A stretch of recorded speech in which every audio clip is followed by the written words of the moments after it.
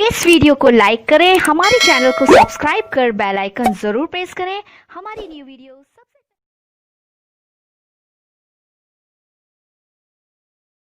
Question number 1 is what is the range for value of nuclear radius parameter that is R not. इसने पूछी है R not की range क्या होती है। ओके तो उसकी होती है 1.2 से लेकर 1.6 फर्मी, तो 1.2 to 1.6 fermi. Okay next question number second is the further splitting of spectral lines when examined through spectrograph of a high resolving power is.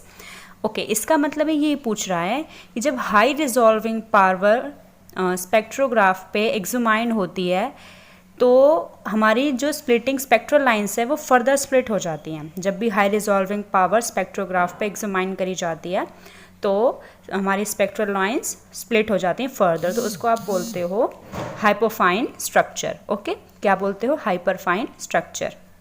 Next question number third is what is the expression for magnitude of intrinsic step?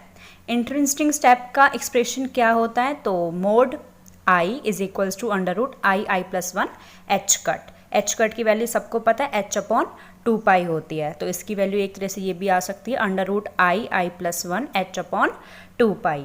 Okay next question number 4 is the ratio of magnetic dipole movement to the angular momentum is.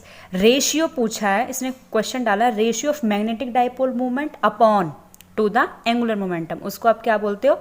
Gyromagnetic ratio. क्या बोलते हो? Gyromagnetic ratio. ऐसे ही question number 5 is what is the nuclear magneton. Nuclear magneton होता क्या है? तो इसकी जो फॉर्मूला होता है mu M is equals to e h cut upon 2mp। इसकी वैल्यू जो होती है जब हम ई की वैल्यू एच कट की वैल्यू सबकी वैल्यू पुट कर देंगे तो हमारे पास आता है 5.05 इंटू 10⁻⁻27 एम्पियर मीटर स्क्वायर।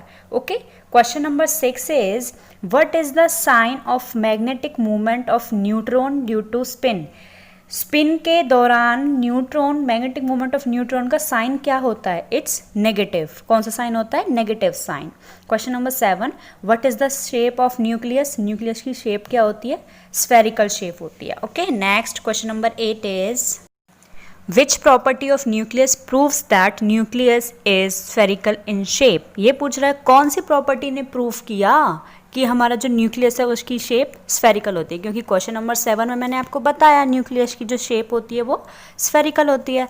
तो ये आपका जो प्रॉपर्टी है वो कौन सी है? Electric quadrupole movement. इस प्रॉपर्टी ने प्रूव करके बताया कि जो न्यूक्लियस होता है वो स्फेरिकल इन शेप होता है। Okay question number 9 is what is the unit for measurement of electric quadrupole movement. क्या होती है भाई यूनिट? तो ये होती है 1/n is equals to 10⁻⁻28 metre square. Next भाई देखो यहीं से देख लो मीटर स्क्वायर आ रहा है क्वाड्रुपोल में, तो मीटर स्क्वायर तो आपका एरिया का होता है ना, ठीक है। तो नेक्स्ट अब क्वेश्चन नंबर 10 में यही चीज़ है, इससे रिलेटेड ही क्वेश्चन है। Quadrupole movement has dimension of, answer is area. Answer क्या होगा? Area. Next question number 11 is name the statistics applied for distinguishable and classical particle. वो स्टैटिस्टिक का नाम बताओ जो अप्लाइड करी जाती है डिस्टिंग्विशेबल पार्टिकल और क्लासिकल पार्टिकल्स के ऊपर।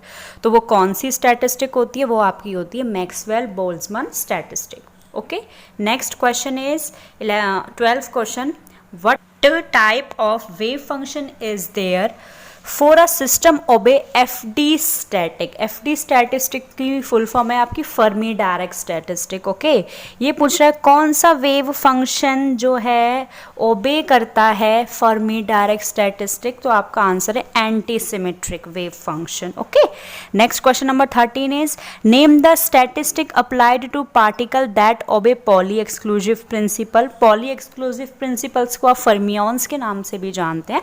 तो ये पूछ रहा है उस स्टैटिस्टिक का नाम बताइए भाई जो अप्लाई करता है, मतलब अप्लाई टू पार्टिकल जो ओबे करता है पॉली एक्सक्लूजन प्रिंसिपल।